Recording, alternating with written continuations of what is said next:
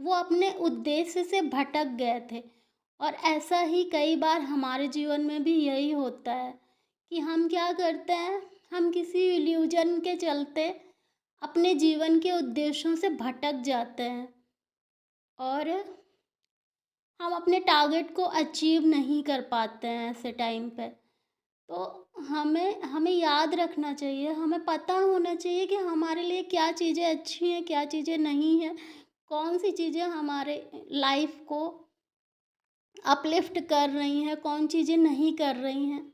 और जब हम भगवान की शरण में होते हैं, भगवान को याद करते हैं, भगवान से हमारा कनेक्शन होता है, तो हम इतनी ईज़िली इल्यूजन में ट्रैप नहीं होते हैं। एक मनुष्य होने के नाते हम होते हैं क्योंकि हम मानव हैं, सारी चीज़ें पॉसिबल हैं। बट बहुत सारी परेशानियों से हम बच जाते हैं। आप मटेरियलिस्टिक होकर देखिए, आप 1 लाख कमाएँगे या 1 लाख की कोई चीज़ खरीदेंगे, फिर आपका ग्रेड बढ़ेगा, सोचेंगे 2 लाख का लेते हैं, फिर 3 लाख का।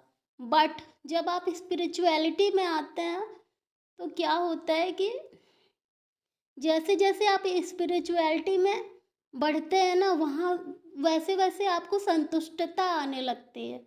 मटीरियलिज़्म क्या करता है कि आपकी भूख को बढ़ाता है और स्पिरिचुअलिटी क्या करती है, आपको पूर्णता की ओर लाती है, आपको संतुष्ट बनाती है। आपके पास कुछ भी नहीं होगा तब भी आपको लगेगा मेरे पास सब कुछ है, क्योंकि मेरे पास में मेरे भगवान हैं, मेरे ईश्वर हैं।